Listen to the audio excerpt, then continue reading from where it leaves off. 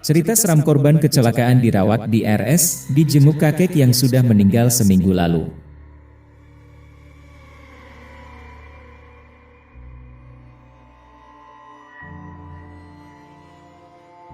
Seorang pria mengalami kejadian seram saat dirawat di rumah sakit. Kejadian yang cukup bikin merinding bulu kuduk tersebut membuatnya trauma. Pria yang hanya ingin dikenal sebagai Ahmad Zairi ini, sebelumnya sering mendengar cerita seram yang terjadi di rumah sakit. Namun dia tidak menyangka akan mengalaminya sendiri ketika menjadi korban tabrakan sepeda motor beberapa hari sebelumnya. Zairi mengatakan, rumah sakit adalah tempat yang paling jarang dikunjungi. Bahkan, kalau bisa dihindari.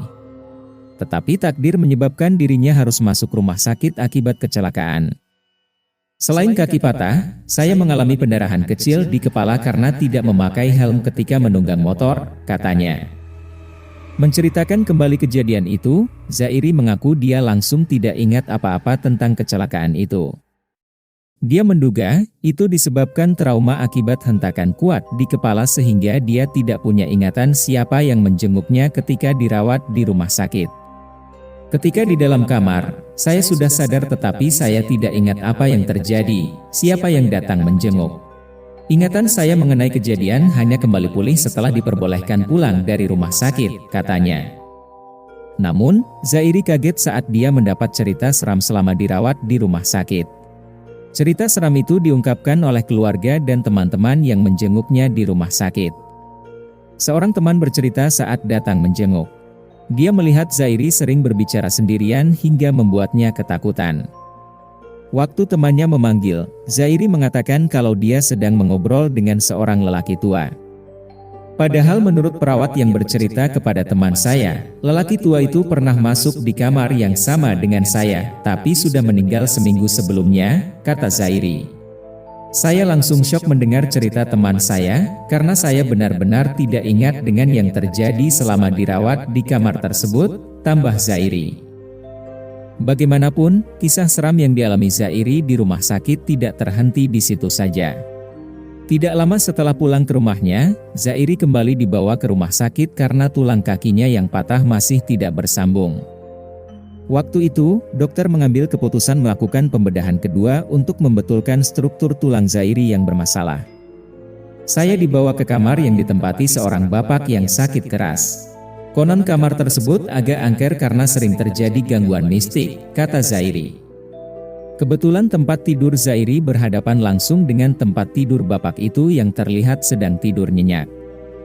Saat seorang perawat datang untuk mengambil sampel darahnya, Zairi sempat bertanya mengenai bapak yang tidur di depannya. Tetapi jawaban perawat membuat saya merinding dan ketakutan. Pasien tersebut sudah meninggal dunia sebelum saya masuk ke kamar itu, dan sedang menunggu untuk dibawa ke kamar mayat, katanya. Zairi langsung merasa merinding dan darahnya berdesir, mendengar jawaban perawat karena mengira bapak tersebut sedang tidur.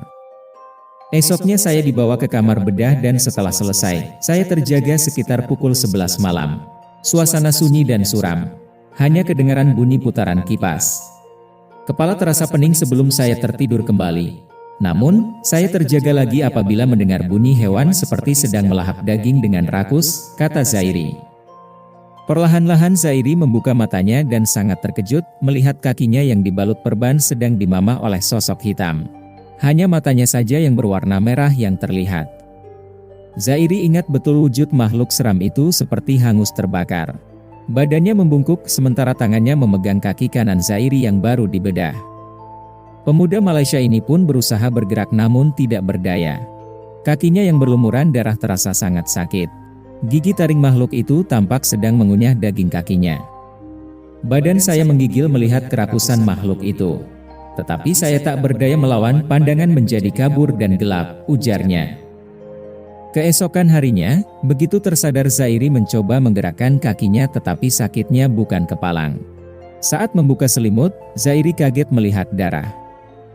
Tidak hanya itu, dia melihat seperti ada bekas cakaran makhluk seram itu. Namun, dokter yang memeriksa bilang kondisi Zairi itu akibat kurang tidur hingga mengalami pendarahan dan balutan lukanya longgar. Ketika perawat mengganti balutan, saya ceritakan apa yang terjadi. Perawat itu cuma tersenyum dan bilang kejadian itu mungkin hanya hayalan atau mimpi saja. Namun dengan nada bergurau, dia mengingatkan saya agar jangan bimbang, karena makhluk itu tidak akan ikut pulang ke rumah, katanya.